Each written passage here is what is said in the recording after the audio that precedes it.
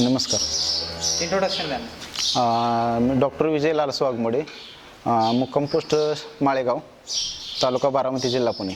Okay sir, आपला dairy फार्ममधला total experience किती आहे सर? 12 वर्ष झाले.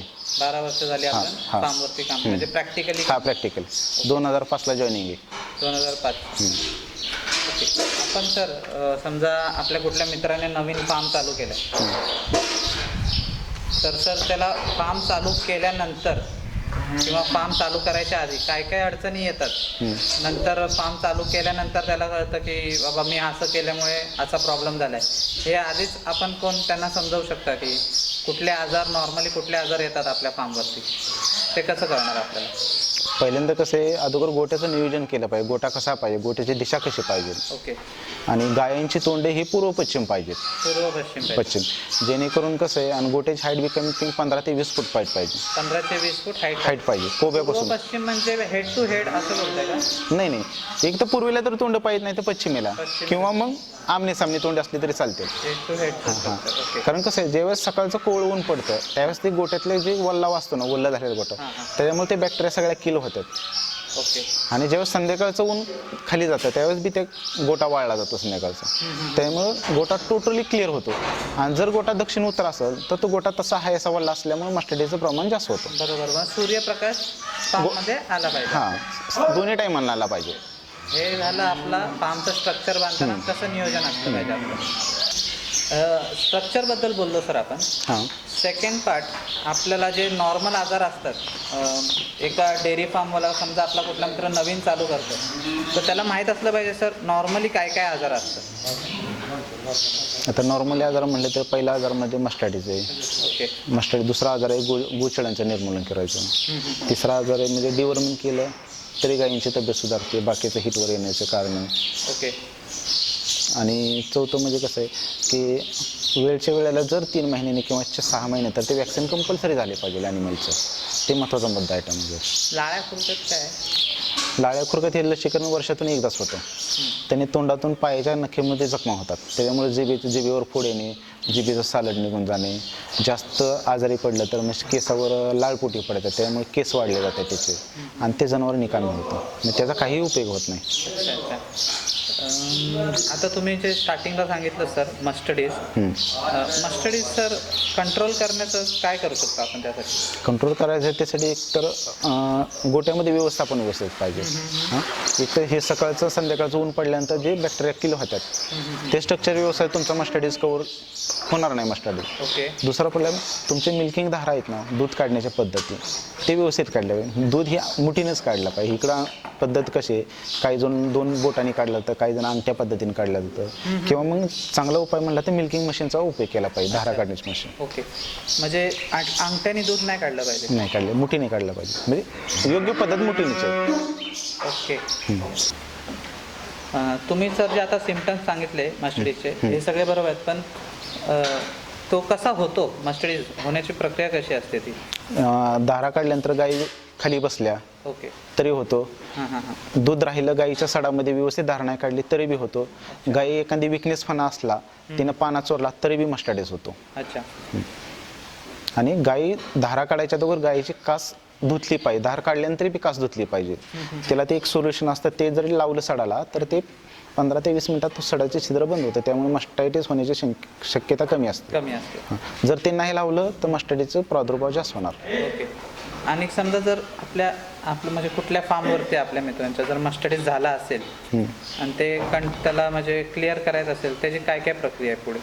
आता जसं असेल तसं, समजा दुधान जर गाठी आल्या तर तो साधा मस्टडीज झाला. अच्छा.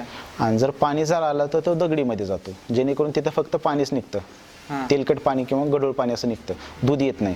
तिथं दगडीचा प्रादुर्भाव असतो. तिथं जसं आजार असेल तसे ते अँटीबायोटिक वापरावं लागतात. ओके. आता माझ्या एका मित्राकडे लाल कलरचं दूध निघतं. लाल करत म्हणजे दगडीचा प्रादुर्भाव जास्त म्हणजे ते पाणी आलं ना, पाण्यानंतरची स्टेज येते लाल दूध, म्हणजे लाल पाणीच येतं डायरेक्ट. लाल पाणी, राईट. म्हणजे त्यातल्या आतल्या टिश्यू आहेत ना टोटल डॅमेज झालेले असतात. ओके. त्याच्यामुळे ते तुटल्यामुळं ते बॅक्टेरियाचं प्रमाण जास्त वाढलेलं असतं.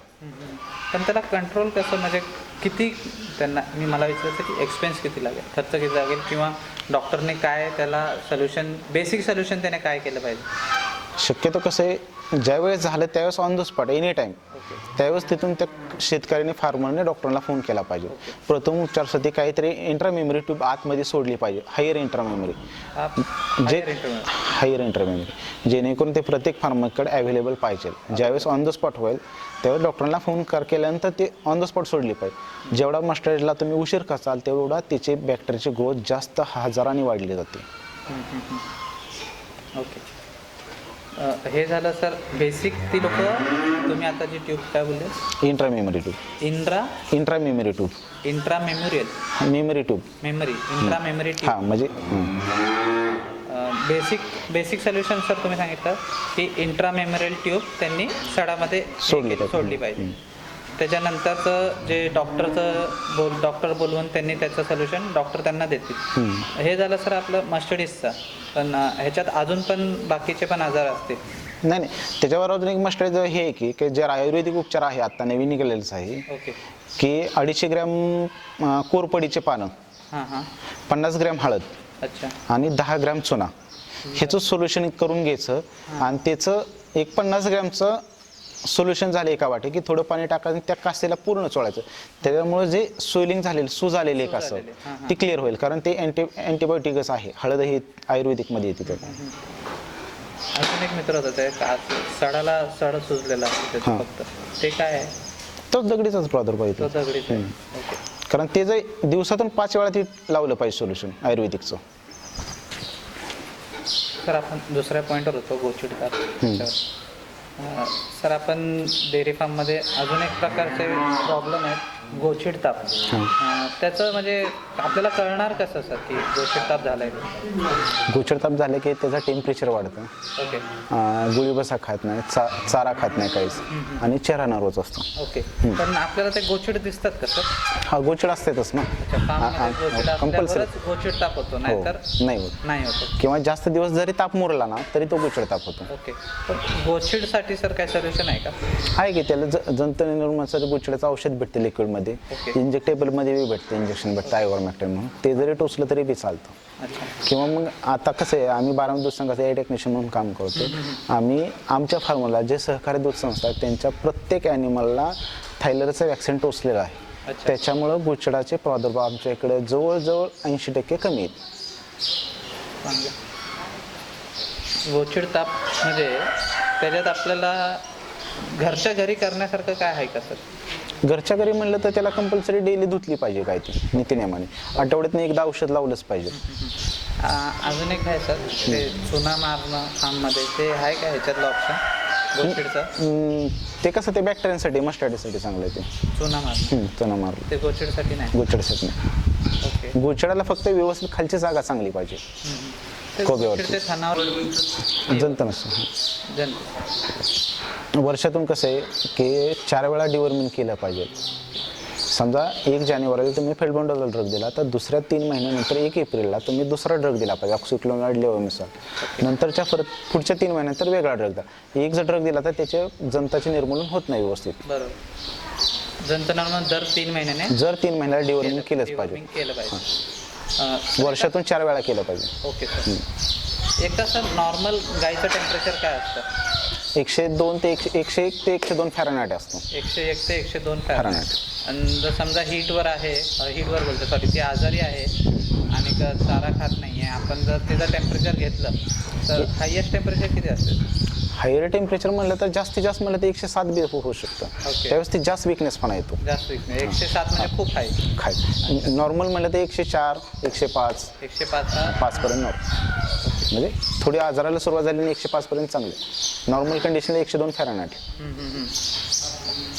हे सर आपले आजारीचं हे झालं, काय काय आजार होतात, काय केलं पाहिजे आपण.